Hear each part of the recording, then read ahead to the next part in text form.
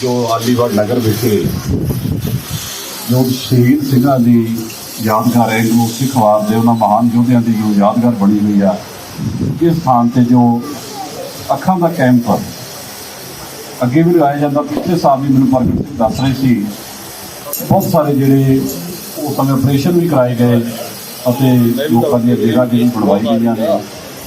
ਅਤੇ ਖਾਸ ਤੌਰ 'ਤੇ ਡਾਕਟਰ ਰਮੇਸ਼ ਜੀ, ਇਹਨਾਂ ਨੂੰ ਮਨਸੂਰਾਂ ਵਾਲੇ ਕਿਹਾ ਜਾਂਦਾ, ਇਹਨਾਂ ਦਾ ਮੈਂ ਸਮਝਦਾ ਕਿ ਬਹੁਤ ਵੱਡਾ ਯੋਗਦਾਨ ਆ। ਉਹਨਾਂ ਦੀ ਟੀਮ ਇੱਥੇ ਆਈ ਹੋਈ ਆ, ਮੇਰੀ ਉਹਨਾਂ ਦੇ ਨਾਲ ਜਾਤੀ ਤੌਰ 'ਤੇ ਬੜੀ ਨੇੜਤਾ, ਤੋਂ ਬਹੁਤ ਵਧੀਆ ਸਮਾਜ ਭਲਾਈ ਦਾ ਕੰਮ ਜਿਹੜਾ ਉਹ ਕਰ ਰਹੇ ਆ। ਕਿਉਂਕਿ ਅੱਖਾਂ ਦੀ ਜਿਹੜੀ ਇਨਸਾਨ ਦੀ ਜ਼ਿੰਦਗੀ ਦੇ ਵਿੱਚ ਬੜੀ ਅਹਿਮੀਅਤ ਆ। ਅੱਖਾਂ ਗਈਆਂ ਜਹਾਨ ਗਿਆ, ਦੰਦ ਗਏ ਤਾਂ ਖਾਣ ਗਿਆ ਕਿਹਾ ਜਾਂਦਾ। ਇਸ ਲਈ ਅੱਖਾਂ ਦੀ ਸੰਭਾਲ, ਅੱਖਾਂ ਦੀ ਨਿਗਾਹ ਕਿਵੇਂ ਬਚਾ ਕੇ ਰੱਖਣੀ ਹੈ, ਖਾਸ ਤੌਰ 'ਤੇ ਸ਼ੂਗਰ ਦੀਆਂ ਬਿਮਾਰੀਆਂ ਦੇ ਨਾਲ। ਸ਼ੂਗਰ ਦੇ ਨਾਲ ਬੜਾ ਵੱਡਾ ਅਸਰ ਇਹਨਾਂ ਆਪਣੀ ਅੱਖਾਂ 'ਤੇ ਪੈਂਦਾ। ਇਸ ਲਈ ਇਹ ਜਿਹੜੇ ਕੈਂਪ ਲੱਗਦੇ ਨੇ, ਇਹਨਾਂ ਦੇ ਨਾਲ ਸਾਨੂੰ ਬੜੀ ਜਾਗਰੂਕਤਾ ਮਿਲਦੀ ਆ ਕਿਵੇਂ ਅਸੀਂ ਬਿਮਾਰੀਆਂ ਤੋਂ ਬਚਣਾ। ਕਿਹਾ ਜਾਂਦਾ ਕਿ ਪਰਹੇਜ਼ ਹੀ ਸਭ ਤੋਂ ਵੱਡਾ ਇਲਾਜ ਆ। ਬਹੁਤ ਸਾਰੀਆਂ ਬਿਮਾਰੀਆਂ ਨੂੰ ਪਹਿਲਾਂ ਹੀ ਅਸੀਂ ਬਿਮਾਰੀਆਂ ਤੋਂ ਬਚ ਸਕਦੇ ਹਾਂ। ਪਹਿਲੀ ਸਟੇਜ 'ਤੇ ਅਸੀਂ ਉਹਦਾ ਇਲਾਜ ਸੰਭਵ ਹੋ ਜਾਂਦਾ, ਜਦੋਂ ਕਈ ਵਾਰ ਆਖਰੀ ਸਟੇਜ 'ਤੇ ਪਹੁੰਚ ਜਾਂਦੇ ਹਾਂ ਫਿਰ ਇਲਾਜ ਨਹੀਂ ਹੋ ਸਕਦਾ। ਸੋ ਇਸ ਲਈ ਇਹ ਜਿਸ ਤਰ੍ਹਾਂ ਦੇ ਕੈਂਪ ਜਦੋਂ ਲੱਗਦੇ ਨੇ, ਇੱਥੇ ਸਾਨੂੰ ਜਾਣਾ ਚਾਹੀਦਾ, ਪਿੰਡਾਂ ਦੇ ਲੋਕਾਂ ਨੂੰ ਜਾਣਾ ਚਾਹੀਦਾ। ਅਤੇ ਇਹਦਾ ਵੱਡਾ ਫਾਇਦਾ ਜਿਹੜਾ ਅਸੀਂ ਆਪ ਵੀ ਘਰ ਜਿਹੜੇ ਸਾਡੇ ਬਜ਼ੁਰਗ ਨੇ, ਸਾਡੀਆਂ ਮਾਤਾਵਾਂ ਨੇ, ਉਹਨਾਂ ਦਾ ਸਮੇਂ ਸਿਰ ਸਾਨੂੰ ਚੈੱਕਅਪ ਜਿਹੜਾ ਜੇ ਅਸੀਂ ਕਰਾਉਂਦੇ ਰਹਾਂਗੇ ਤਾਂ ਇਹਦਾ ਵੱਡਾ ਫਾਇਦਾ ਸਾਨੂੰ ਮਿਲ ਸਕਦਾ। ਸੋ ਵਿਸ਼ੇਸ਼ ਤੌਰ 'ਤੇ ਮੈਂ ਪ੍ਰਗਟ ਸਿੰਘ ਦਾ ਅਤੇ ਉਹਨਾਂ ਦੀ ਸਾਰੀ ਟੀਮ ਦਾ ਧੰਨਵਾਦ ਕਰਦਾ, ਡਾਕਟਰ ਰਮੇਸ਼ ਜੀ ਦੀ ਸਾਰੀ ਟੀਮ ਦਾ ਧੰਨਵਾਦ ਕਰਦਾ। ਕਿਉਂਕਿ ਅੱਖਾਂ ਦਾਨ ਦੀ ਜਿਹੜੀ ਗੱਲ ਕੀਤੀ ਗਈ ਹੈ ਡਾਕਟਰ ਰਮੇਸ਼ ਜੀ ਵੱਲੋਂ, ਜਦੋਂ ਬੰਦੇ ਦੀ ਮੌਤ ਹੋ ਜਾਂਦੀ ਆ ਉਸ ਤੋਂ ਬਾਅਦ ਉਹਦੇ ਸਾਰੇ ਅੰਗ ਸੜ ਜਾਂਦੇ ਨੇ, ਸੁਆਹ ਹੋ ਜਾਂਦਾ ਉਸ ਤੋਂ ਬਾਅਦ, ਲੇਕਿਨ ਮਰ ਕੇ ਵੀ ਇਨਸਾਨ ਦੋ ਬੰਦਿਆਂ ਨੂੰ ਰੌਸ਼ਨੀ ਦੇ ਸਕਦਾ। ਉਹਦੀਆਂ ਅੱਖਾਂ ਜਿਉਂਦੀਆਂ ਰਹਿ ਸਕਦੀਆਂ ਨੇ। ਦੋ ਬੰਦਿਆਂ ਨੂੰ, ਦੋ ਉਹ ਇਨਸਾਨ ਜਿਨ੍ਹਾਂ ਦੀ ਜ਼ਿੰਦਗੀ ਦੇ ਵਿੱਚ ਹਨੇਰਾ, ਉਹਨਾਂ ਨੂੰ ਚਾਨਣ ਕਰ ਸਕਦਾ ਇਨਸਾਨ। ਇਸ ਲਈ ਬਹੁਤ ਲੋਕਾਂ ਨੇ ਜਿਹੜੀਆਂ ਆਪਣੀਆਂ ਮਰਨ ਉਪਰੰਤ ਜਿਹੜੀਆਂ ਅੱਖਾਂ ਵੀ ਦਾਨ ਕੀਤੀਆਂ ਹੋਈਆਂ ਨੇ। ਸੋ ਇਹ ਪਿਛਲੇ ਸਮੇਂ 'ਚ ਅਸੀਂ ਦੇਖਿਆ ਕਿ ਕਈ ਵਾਰ ਵਿਅਕਤੀ ਦੀ ਮੌਤ ਹੋ ਜਾਂਦੀ, ਉਹਦੇ ਭੋਗ 'ਤੇ ਹੀ ਉਹ ਬੰਦੇ ਅੱਖਾਂ ਪਾ ਕੇ ਆਉਂਦੇ ਨੇ, ਦੇਖਦੇ ਨੇ ਆ ਕੇ। ਸੋ ਇਸ ਤਰ੍ਹਾਂ ਦੀ ਸਾਇੰਸ ਨੇ ਤਰੱਕੀ ਕੀਤੀ ਆ। ਸੋ ਇਹਦੇ ਲਈ ਵੀ ਸਾਡਾ ਜਿੰਨਾ ਵੀ ਹੋ ਸਕੇ ਸਾਨੂੰ ਯੋਗਦਾਨ ਪਾਉਣਾ ਚਾਹੀਦਾ। ਵਿਸ਼ੇਸ਼ ਤੌਰ 'ਤੇ ਅੱਜ ਇਸ ਨਗਰ ਦੀ ਜਿਹੜੀ ਕ੍ਰਿਕਟ ਦੀ ਟੀਮ ਆ, ਜੋ ਟੂਰਨਾਮੈਂਟ ਹੋਇਆ ਲੀਹਾਂ ਦੇ ਵਿੱਚ ਪਹਿਲੇ ਨੰਬਰ 'ਤੇ ਆਏ ਨੇ। ਸੋ ਇਹਦੀ ਵੀ ਮੈਂ ਵਧਾਈ ਦਿੰਦਾ ਨਗਰ ਦੀ ਸਮੁੱਚੀ ਕ੍ਰਿਕਟ ਟੀਮ ਨੂੰ, ਨਗਰ ਨਿਵਾਸੀਆਂ ਨੂੰ। ਬਹੁਤ ਵਧੀਆ ਨੌਜਵਾਨਾਂ ਨੇ ਜੋ ਉੱਥੇ ਆਪਣਾ ਖੇਡਾਂ ਦੇ ਵਿੱਚ ਆਪਣਾ ਯੋਗਦਾਨ ਪਾਇਆ, ਪ੍ਰਦਰਸ਼ਨ ਕੀਤਾ। ਆਉਣ ਵਾਲੇ ਸਮੇਂ ਦੇ ਵਿੱਚ ਹੋਰ ਵੀ ਇਹ ਟੀਮ ਕਾਮਯਾਬ ਹੋਵੇਗੀ ਅਤੇ ਆਉਣ ਵਾਲੇ ਸਮੇਂ ਦੇ ਵਿੱਚ ਵੀ ਵੱਡੇ ਉਪਰਾਲੇ ਜਿਹੜੇ ਕੀਤੇ ਜਾਣਗੇ। ਸੋ ਮੈਂ ਇੰਨੀਆਂ ਬੇਨਤੀਆਂ ਕਰਦਾ ਹੋਇਆ ਤੁਹਾਡਾ ਸਾਰਿਆਂ ਦਾ ਤਹਿ ਦਿਲ ਤੋਂ ਧੰਨਵਾਦ ਕਰਦਾ। ਸਾਰੇ ਨਗਰ ਨਿਵਾਸੀਆਂ ਦਾ ਧੰਨਵਾਦ ਕਰਦਾ। ਇੰਨੀਆਂ ਬੇਨਤੀਆਂ ਕਰਦਾ ਕਿ ਮੈਂ ਦਾ ਜੱਥਾ ਵਾਹਿਗੁਰੂ ਜੀ ਕਾ ਖਾਲਸਾ ਵਾਹਿਗੁਰੂ ਜੀ ਕੀ ਫਤਿਹ।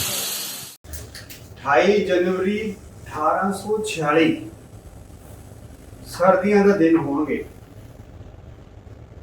ਉਦੋਂ ਸਾਡੇ ਲੁਧਿਆਣੇ ਤੇ ਇੱਕ ਬੜਾ ਵੱਡਾ ਸੰਕਟ ਆਇਆ ਸੀਗਾ। 28 ਜਨਵਰੀ 1846 ਉਹ ਕੀ ਸੀਗਾ? ਆ ਨਾਲ ਸਾਡੇ ਗੁਆਂਢ ਪਿੰਡ ਆਲੀਵਾਲ ਹੈ, ਉੱਥੇ ਪਹਿਲੀ ਇੰਡੋ ਇੰਗਲਿਸ਼ ਜਿਹੜੀ ਹੈਗੀ ਹੈ ਭਾਰਤ ਦੇ ਦੇਸ਼ ਦੀ, ਸਾਡੇ ਪੰਜਾਬੀਆਂ ਤੇ ਅੰਗਰੇਜ਼ਾਂ ਦੀ ਲੜਾਈ ਹੋਈ ਸੀਗੀ ਜੀ। ਆਲੀਵਾਲ ਲੜਾਈ ਕਹਿੰਦੇ ਆਪਾਂ, ਸ਼ਾਇਦ ਤੁਸੀਂ ਇਤਿਹਾਸ 'ਚ ਪੜ੍ਹਿਆ ਹੋਊਗਾ, ਸੁਣਿਆ ਹੋਊਗਾ। ਉਹ ਪਹਿਲੀ ਲੜਾਈ ਸੀ। ਮਹਾਰਾਜਾ ਰਣਜੀਤ ਸਿੰਘ ਤੋਂ ਬਾਅਦ ਜਿਹੜੇ ਹੈਗੇ ਸਾਡੇ ਜਰਨੈਲ ਸੀਗੇ, ਅੰਗਰੇਜ਼ ਸਾਡੇ ਪੰਜਾਬ ਤੇ ਕਬਜ਼ਾ ਕਰਨਾ ਚਾਹੁੰਦੇ ਸੀਗੇ, ਤਾਂ ਅੰਗਰੇਜ਼ਾਂ ਦਾ ਜਿਹੜਾ ਜਰਨੈਲ ਸੀਗਾ ਬੁੱਧਵਾਲ ਤੋਂ, ਉਹਨੇ ਘੇਰਾ ਪਾਇਆ ਸੀ ਆਲੀਵਾਲ ਤੇ ਇਲਾਕੇ ਦੇ ਸਾਡੇ ਸਿੱਖ ਫੌਜਾਂ ਸੀਗੀਆਂ।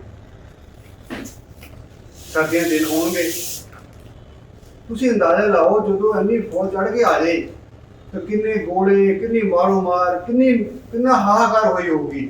1846 ਦੀ ਗੱਲ ਕਰ ਰਹੇ ਆਪਾਂ। ਸਾਡੇ ਪੰਜਾਬ ਵਾਸੀਆਂ ਨੇ ਪੂਰੇ ਦ੍ਰਿੜਤਾ ਦੇ ਨਾਲ ਲੜਾਈ ਲੜੀ। ਜਿੱਤ ਹਾਰ ਇੱਕ ਵੱਖਰੀ ਗੱਲ ਹੁੰਦੀ ਹੈਗੀ ਸੀ, ਲੇਕਿਨ ਉਹ ਮੁੱਢ ਵੱਜਦਾ ਹੈ ਅੱਗੇ ਗਾਹਾਂ ਜਿੱਤਾਂ ਵਾਸਤੇ ਕੁਰਬਾਨੀਆਂ ਦਿੱਤੀਆਂ। ਸੋ ਆਲੀਵਾਲ ਦੀ ਲੜਾਈ ਜਿਹੜੀ ਹੈਗੀ ਹੈ ਸਮੁੱਚੇ ਸੰਸਾਰ ਦੇ ਵਿੱਚ ਜਾਣੀ ਜਾਂਦੀ ਹੈ ਕਿ ਪੰਜਾਬੀ ਨੇ ਕਿਵੇਂ ਲੋਹਾ ਲਿਆ ਸੀ। ਇਹ ਗੱਲ 28 ਜਨਵਰੀ 1846 ਦੀ ਗੱਲ ਹੈਗੀ ਹੈ। ਸਦੀਆਂ ਲੰਘ ਗਈਆਂ, ਸਾਨੂੰ ਮਾਰੇ ਕਿਰਪਾ ਕੀਤੀ, ਸਾਡੇ ਪੰਜਾਬੀਆਂ ਨੇ ਦੇਸ਼ ਦੀ ਆਜ਼ਾਦੀ ਵਿੱਚ ਪੂਰਾ ਯੋਗਦਾਨ ਪਾਇਆ, ਕੁਰਬਾਨੀਆਂ ਦਿੱਤੀਆਂ। ਭਗਤ ਸਿੰਘ ਵਰਗੇ ਸਾਡੇ ਮਹਾਨ ਸਾਡੇ ਦੇਸ਼ ਭਗਤਾਂ ਨੇ ਆਜ਼ਾਦੀ ਮਿਲੀ, ਲੇਕਿਨ ਹਜੇ ਵੀ ਜਿਹੜੀ ਉਹ ਗੁਲਾਮੀ ਉਸ ਵੇਲੇ ਸੀ 28 ਜਨਵਰੀ 1846 ਵੇਲੇ, ਉਹ ਅੱਜ ਵੀ ਕੁਛ ਨਾ ਕੁਛ ਰੂਪ ਚ ਸਾਡੇ ਤੇ ਹੈਗੀ ਹੈ। ਭਲੇ ਹੀ ਸਾਨੂੰ ਦੇਖਣ ਨੂੰ ਨਾ ਪਤਾ ਲੱਗਦਾ ਹੋਵੇ, ਲੇਕਿਨ ਜਿਹੜੀ ਗੁਲਾਮੀ ਹੈਗੀ ਹੈ ਉਹ ਅੱਜ ਵੀ ਹੈ। ਉਹ ਕਿਹੜੇ ਰੂਪ ਦੇ ਵਿੱਚ ਹੈ ਉਹ ਤੁਹਾਡੇ ਨਾਲ ਜੋ ਰੂਬਰੂ ਕਰਨ ਜਾ ਰਿਹਾ। ਸਾਡਾ ਇੱਕ ਮਿਸ਼ਨ ਹੈ, ਮਿਸ਼ਨ ਪੁਨਰਜੋਤ, ਹਨੇਰੇ ਚਾਨਣ ਵੱਲ, ਡਾਰਕਨੈਸ ਟੂ ਲਾਈਟ। ਮੈਂ ਪਿਛਲੇ 30 ਸਾਲਾਂ ਤੋਂ ਲਗਾਤਾਰ ਸਮਾਜ ਨੂੰ ਬੇਨਤੀ ਕਰਦਾ ਆ ਰਿਹਾ, ਮੈਂ ਸੰਘਰਸ਼ ਕਰਦਾ ਆ ਰਿਹਾ। ਮੈਂ ਵੀ ਇੱਕ ਛੋਟੀ ਲੜਾਈ ਲੜੀ ਸ਼ੁਰੂ ਕੀਤੀ ਹੋਈ ਹੈ। ਉਹ ਕੀ ਹੈ ਵੀ ਸਾਡੇ ਦੇਸ਼ ਦੇ ਵਿੱਚ ਅੰਨਾਪਨ ਜਿਹੜਾ ਹੈਗਾ ਆ, ਜਿਹੜਾ ਗੁਲਾਮੀ ਦੀ ਪ੍ਰਤੀਕ ਹੈਗਾ ਆ, ਨਿਸ਼ਾਨੀ ਹੈ। ਅੰਨਾ ਬੰਦਾ ਤਾਂ ਗੁਲਾਮ ਹੀ ਹੋ ਜਾਂਦਾ ਨਾ, ਕੋਈ ਲੈ ਕੇ ਜਾਊਗਾ ਤਾਂ ਹੀ ਗੱਲ ਬਣੂ। ਅੱਖਾਂ ਦਾਨ ਦੀ ਗੱਲ ਕਰਦਾ ਮੈਂ, ਜੋ ਸ਼ੁਰੂ ਕੀਤੀ ਸੀਗੀ, ਉਦੋਂ ਮੇਰੇ ਨਾਲ ਦੇ ਕਹਿੰਦੇ ਡਾਕਟਰ ਸਾਹਿਬ ਤੁਸੀਂ ਕਿੱਥੇ ਪਿੰਡਾਂ ਜਾ ਕੇ ਅੱਖਾਂ ਦਾਨ ਕਰਾ ਲਓਗੇ, ਪਿੰਡਾਂ ਵਾਲੇ ਤਾਂ ਖੂਨ ਦਾਨ ਨਹੀਂ ਕਰਦੇ, ਭੱਜ ਜਾਂਦੇ ਨੇ। ਇਹ 1992 ਦੀ ਗੱਲ ਆ। ਮੈਂ ਕਿਹਾ ਨਹੀਂ, ਬੜੇ ਪੰਜਾਬ ਦੇ ਲੋਕ ਨੇ, ਸਾਡੇ ਗੁਰੂ ਸਾਹਿਬਾਨ ਨੇ ਸਾਨੂੰ ਮੱਤ ਦਿੱਤੀ ਹੈ ਸਰਬਤ ਦਾ ਭਲਾ, ਆਪਾਂ ਬੇਨਤੀ ਕਰਾਂਗੇ। ਸੋ ਇੱਕ ਛੋਟੀ ਜਿਹੀ ਸੰਘਰਸ਼ ਸ਼ੁਰੂ ਕੀਤਾ ਸੀ 1992 ਦੇ ਵਿੱਚ। ਹੌਲੀ ਹੌਲੀ ਕਾਫਲਾ ਬਣਦਾ ਗਿਆ। ਇਸ ਵੇਲੇ ਪੰਜਾਬ ਇੰਡੀਆ ਪਹਿਲਾ ਸੂਬਾ ਬਣ ਗਿਆ ਜਿੱਥੇ ਅੱਖਾਂ ਦਾਨ ਲੈਣ ਵਾਲੀ ਵੇਟਿੰਗ ਲਿਸਟ ਨਹੀਂ ਹੈਗੀ।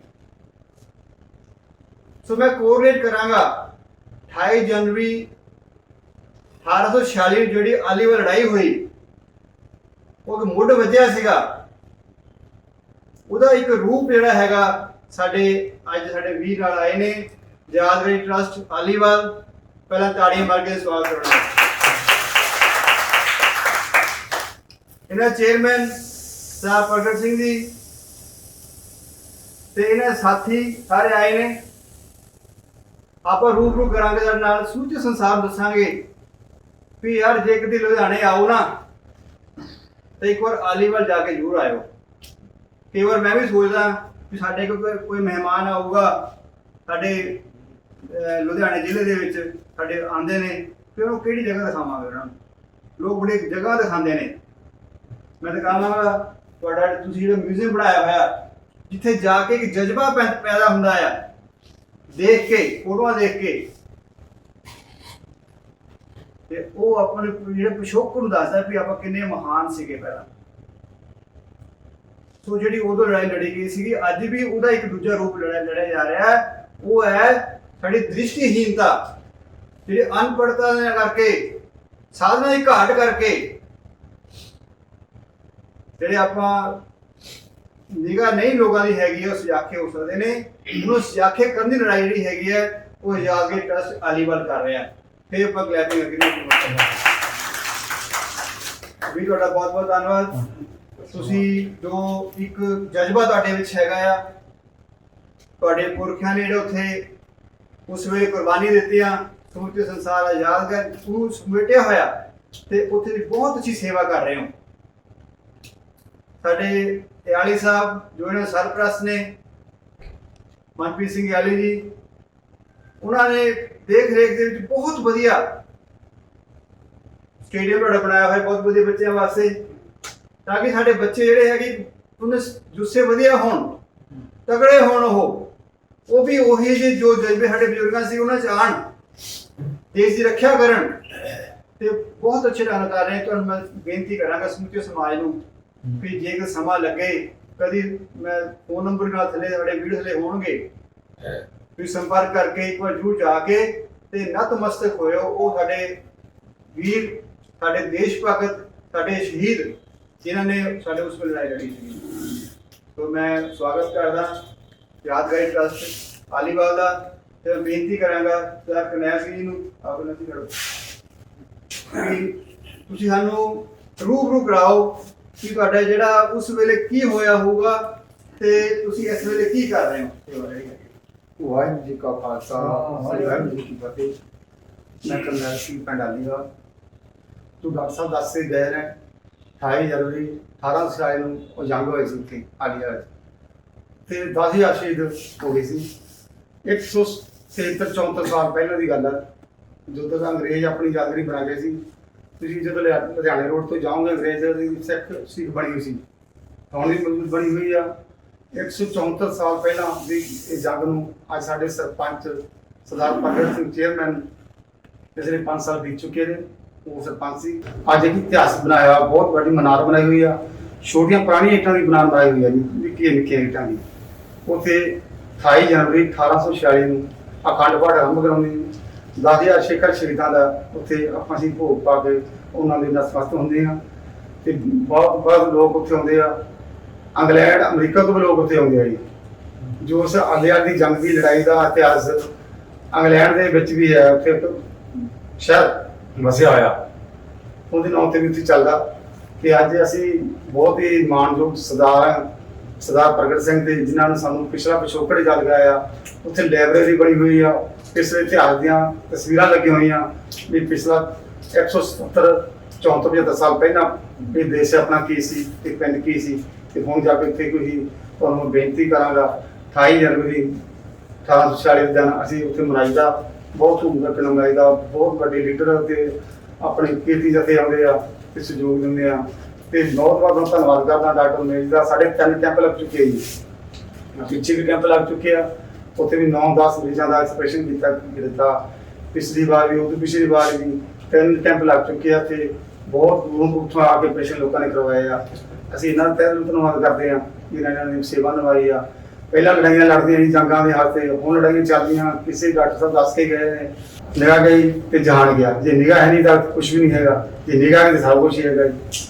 ਤੇ ਇਸ ਕਰਕੇ ਅਸੀਂ ਤੁਹਾਨੂੰ ਬੇਨਤੀ ਕਰਦੇ ਹਾਂ, ਸਾਡਾ ਇੱਥੇ ਐਸੇ ਰੋਡ ਦੇ ਉੱਤੇ ਆ ਪਿੰਡ ਆਲੀਵਾਲ, ਇੱਥੋਂ ਕੋਈ 22-23 ਕਿਲੋਮੀਟਰ ਆ। ਤੁਹਾਡੇ ਤੋਂ ਗਏ ਹੋਣੇ ਵੇਖਿਆ ਹੋਣਾ ਪਿੰਡ ਸਾਡਾ ਜਾ ਕੇ ਚਤੂਆ ਰੋਡ ਤੇ ਬਹੁਤ ਵਧੀਆ ਚੀਜ਼ ਬਣੀ ਹੋਈ ਆ, ਇਤਿਹਾਸਕ ਬਣਿਆ ਹੋਇਆ ਵੀ ਆ ਪਿਛਲਾ ਬਜ਼ੁਰਗ ਕੀ ਸੀ ਤੇ ਹੁਣ ਕੀ ਆ, ਆਪਣੇ ਬਜ਼ੁਰਗਾਂ ਨੇ ਕੀ ਕੀਤਾ। ਸਾਡੇ ਬਜ਼ੁਰਗ ਚਲੇ ਗਏ, ਉਹਨਾਂ ਨੂੰ ਨਹੀਂ ਪਤਾ ਸੀ, ਹੁਣ ਵੀ ਪੀੜ੍ਹੀ ਚਲੇ ਗਈਆਂ। ਪਰ ਸਾਡੇ ਨੌਜਵਾਨ ਸਰਪੰਚ ਸਰਦਾਰ ਪ੍ਰਗਟ ਸਿੰਘ ਜੀ ਜਿਹੜੀ ਹੁਣ ਦੀ ਪੀੜ੍ਹੀ ਆ ਪਿਛਲੇ 5 ਸਾਲ ਵਿੱਚ ਉੱਥੇ ਆਸ ਰਜਿਆ ਗਿਆ ਵੀ ਪਿਛਲਾ 28 ਜਨਵਰੀ 1846 ਨੂੰ ਜਿਹੜੀ ਜੰਗ ਹੋਈ ਸੀ, ਪਹਿਲੀ ਜੰਗ ਹੋਈ ਸੀ ਆਪਣੀ, ਉਹ ਇੱਥੇ ਅੱਜ ਬਣਾ ਬਹੁਤ ਵਧੀਆ ਬਣੀ ਹੋਈ ਆ ਕੇ ਦੇਖਣ ਲਈ ਹੋਗਾ। ਇੰਨਾ ਕੁਝ ਕਹਿੰਦਾ ਮੈਂ ਖਿਮਾ ਨਹੀਂ ਜਾਗਦਾ। ਵਾਹਿਗੁਰੂ ਜੀ ਦਾ ਖਾਲਸਾ। ਸੋ ਸਰਦਾਰ ਕਰਨੈਲ ਸਿੰਘ ਜੀ, ਤੁਸੀਂ ਆਪਣੇ ਟਰਸਟ ਬਾਰੇ ਆਪਣੇ ਉਸ ਯਾਦਗਾਰੀ ਬਾਰੇ ਦੱਸਿਆ। ਸੋ ਮੈਂ ਚਾਹਾਂਗਾ ਤੁਸੀਂ ਜਿਹੜੇ ਹੋਰ ਭਲਾਈ ਦੇ ਕਾਰਜ ਟਰਸਟ ਕਰਦਾ ਉਹਦੇ ਵਿੱਚ ਹੋਰ ਜਾਣਨਾ ਜੋ ਪਾਓ, ਕੋਈ ਕੈਂਪ ਤੋਂ ਇਲਾਵਾ ਅਸੀਂ ਕੈਂਪ ਤੋਂ ਇਲਾਵਾ ਜੀ ਕੋਈ ਗਰੀਬ ਪਰਿਵਾਰ ਦੇ ਉੱਥੇ ਕਿਸੇ ਦੀ ਕੋਈ ਮਤਲਬ ਲੋੜ ਪੈਂਦੀ ਆ ਜਾਂ ਕਿਸੇ ਕੰਨ ਦੀ ਅੱਖ ਦੀ ਬਿਮਾਰੀ ਦੀ ਉੱਥੇ ਪੂਰੀ ਸੇਵਾ ਕਰਦੇ ਆ। ਪਿਛਲੇ ਕੋਰੋਨਾ ਲੰਘ ਕੇ ਗਈ ਆ, ਅਸੀਂ ਉੱਥੇ ਕਈਆਂ ਆਲੇ ਪਿੰਡਾਂ ਨੂੰ ਰਾਸ਼ਨ ਪਾਣੀ ਯੋਗਦਾਨ ਹੋਰ ਕਈ ਕੁਛ ਦਿੱਤਾ ਜੀ। ਉੱਥੇ ਅਸੀਂ ਸਾਡੇ ਟਰੱਸਟ ਵੱਲੋਂ ਜੋ ਵੀ ਸਾਡੇ ਕੋਲ ਹੁੰਦੀ ਅਸੀਂ ਕਰਦੇ ਆ। ਜੇ ਕਿਸੇ ਗਰੀਬ ਪਰਿਵਾਰ ਨੂੰ ਲੋੜ ਪੈਂਦੀ ਆ, ਸਾਡੇ ਡਾਕਟਰ ਸਾਹਿਬ ਨੇ ਨੰਬਰ ਦਿੱਤੇ ਹੋਣੇ ਆ, ਉਹਨਾਂ ਦਾ ਸੰਪਰਕ ਕਰਕੇ ਉੱਥੇ ਆ ਸਕਦੇ ਆ। ਜੋ ਵੀ ਚੀਜ਼ ਦੀ ਲੋੜ ਹੁੰਦੀ ਆ ਅਸੀਂ ਟਰੱਸਟ ਵੱਲੋਂ ਦੀ ਹੈ ਪੂਰੀ ਸਹਾਇਤਾ ਕਰਦੇ ਹਾਂ। ਥੈਂਕ ਯੂ ਬਲੈਸਿੰਗ ਹੋ ਸਾਰੇ ਤੁਹਾਡੀ ਮਾਤਾ ਜੀ। ਸੋ ਆਪਾਂ ਰੂਬਰੂ ਹੋਏ ਆ ਸਾਡੇ ਸਮੁੱਚੇ ਲੁਧਿਆਣੇ ਦੇ ਉਹ ਮਹਾਨ ਸ਼ਖਸੀਅਤਾਂ ਨੂੰ ਜਿਨ੍ਹਾਂ ਨੇ ਆਪਣਾ ਪਿਛੋਕੜ ਨੂੰ ਸਮੇਟਿਆ ਹੋਇਆ ਤੇ ਨਾਲ ਸਾਡੀ ਨਵੀਂ ਪੀੜ੍ਹੀ ਨੂੰ ਪ੍ਰੇਰਨਾ ਦੇ ਰਹੇ ਨੇ ਕਿ ਆਓ ਅਸੀਂ ਪਿਛਲਾ ਪਿਛੋਕੜ ਦੇਖ ਕੇ ਆਪਾਂ ਇੱਕ ਚੰਗੇ ਇਨਸਾਨ ਬਣੀਏ। ਮੈਨੂੰ ਪਤਾ ਵੀ ਪਿੰਡ ਆਲੀਵਾਲ ਚ ਬਹੁਤ ਸੋਹਣਾ ਸਟੇਡੀਅਮ ਬਣਾਇਆ ਹੋਇਆ, ਬੱਚਿਆਂ ਨੂੰ ਇਨਕਰੇਜ ਕਰਦੇ ਆ ਕਿ ਤੁਸੀਂ ਚੰਗੀਆਂ ਖੇਡਾਂ ਖੇਡੋ, ਚੰਗੇ ਜੁੱਸੇ ਬਣਨ, ਨਸ਼ਿਆਂ ਤੋਂ ਦੂਰ ਰਹੋ। ਇਹ ਬਹੁਤ ਵੱਡੀ ਗੱਲ ਹੈਗੀ ਹੈ, ਇਹ ਵੀ ਇੱਕ ਜੰਗ ਹੈਗੀ ਹੈ ਨਸ਼ਿਆਂ ਤੋਂ ਦੂਰ ਰਹਿਣਾ। ਸੋ ਨਾਲ ਇਹਨਾਂ ਨੇ ਅੱਖਾਂ ਦੇ ਕੈਂਪ ਲਾ ਕੇ ਜਿਹੜਾ ਆਪਣਾ ਅੰਨ੍ਹਾਪਨ ਦੀ ਗੁਲਾਮੀ ਸੀ, ਇਹ ਇੱਕ ਵੱਡੀ ਜੰਗ ਹੈਗੀ ਹੈ। ਉਹ ਜੰਗ ਨੂੰ ਪੂਰੇ ਜ਼ੋਰ ਸ਼ੋਰ ਦੇ ਨਾਲ ਇਹ ਲੜ ਰਹੇ ਨੇ ਤੇ ਸਾਨੂੰ ਸਹਿਯੋਗ ਦਿੰਦੇ ਨੇ। ਸਾਡਾ ਮਿਸ਼ਨ ਪੁਨਰ ਜੋ ਜਿਹੜਾ ਹਜੇ ਸਾਨੂੰ ਸਹਿਯੋਗ ਦਿੰਦੇ ਨੇ ਕਿ ਡਾਕਟਰ ਸਾਹਿਬ ਤੁਹਾਡੇ ਨਾਲ ਹੈਗੇ ਆ, ਜੋ ਪਿਛਲੇ 30 ਸਾਲ ਸੇਵਾ ਕਰਦਾ ਆ ਰਹੇ ਹਾਂ। ਤੇ ਮੈਂ ਆਪਣੇ ਅਦਾਰੇ ਵੱਲੋਂ ਮਿਸ਼ਨ ਪੁਨਰ ਦਾ ਸਾਡੇ ਸਾਰਿਆਂ ਦਾ ਧੰਨਵਾਦ ਕਰਦਾ ਤੇ ਮਾਲਕ ਨੂੰ ਅਰਦਾਸ ਕਰਦਾ ਵੀ ਇਹ ਮਾਲਕ ਸਾਨੂੰ ਸਾਰਿਆਂ ਨੂੰ ਬਲ ਬਖਸ਼, ਆਪੋ ਤੇ ਲੋਕਾਈ ਦੀ ਸੇਵਾ ਕਰ ਸਕੀਏ। ਤੇ ਸਮੁੱਚੇ ਭਾਈਚਾਰੇ ਨੂੰ ਬੇਨਤੀ ਕਰਾਂਗਾ, ਖਾਸ ਕਰ NRI ਭਾਈ ਜੀ ਬੇਨਤੀ ਕਰਾਂਗਾ, ਸਾਡੇ ਇਸ ਯੰਗ ਦੇ ਵਿੱਚ ਜਿਹੜਾ ਕਿ ਸਾਡੇ ਇਤਿਹਾਸ ਬਣ ਚੁੱਕਿਆ ਆਲੀਵਾਲ ਦੀ ਲੜਾਈ ਜਿਹੜੀ ਹੈਗੀ ਹੈ 1846 ਵਾਲੀ, ਤੇ ਹੁਣ ਵਾਲੀ ਲੜਾਈ ਜਿਹੜੀ ਹੈਗੀ ਆ ਅੰਨ੍ਹਾਪਨ ਨੂੰ ਆਪਾਂ ਪਿੰਡ ਪਿੰਡ ਜਾ ਕੇ ਕੈਂਪ ਲਾਉਂਦੇ ਆ।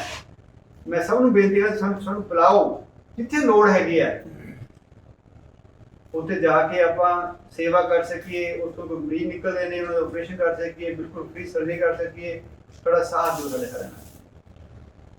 ਸਾਡੇ ਵੱਲੋਂ ਇਹ ਸਮੁੱਚੇ ਸੇਵਾ 'ਚ ਕੋਈ ਕਮੀ ਰਹਿ ਗਈ ਹੋਵੇ ਤਾਂ ਮਾਫੀ ਚਾਹਾਂਗੇ।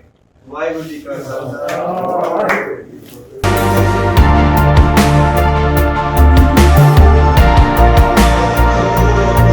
ਹੈਲੋ, ਹਾਂਜੀ, ਮੈਂ ਲੇਸ ਆਪਰੇਸ਼ਨ ਕਰਵਾਇਆ ਹੋਇਆ ਡਾਕਟਰ ਰਮੇਸ਼ ਹਸਪੀਟਲ ਲੁਧਿਆਣਾ ਤੋਂ, ਤੇ ਮੈਨੂੰ ਬਹੁਤ ਵਧੀਆ ਫੀਲ ਹੋ ਰਿਹਾ। ਪਹਿਲਾਂ ਮੈਨੂੰ ਜਮਾ ਨਹੀਂ ਦੱਸਦਾ ਸੀ ਤੇ ਹੁਣ ਬਹੁਤ ਵਧੀਆ ਫੀਲ ਹੋ ਰਿਹਾ। ਜੇ ਮੇਰੇ ਕੋਈ ਭੈਣ ਦੀ ਨਿਗਾਹ ਕਮਜ਼ੋਰ ਆ ਜਾਂ ਜੋ ਇੱਥੇ ਆ ਕੇ ਆਪਣਾ ਲੇਸ ਆਪਰੇਸ਼ਨ ਕਰਵਾਉਣ ਤੇ ਬਹੁਤ ਵਧੀਆ ਫੀਲ ਹੋਊਗਾ ਉਹਨਾਂ ਨੂੰ।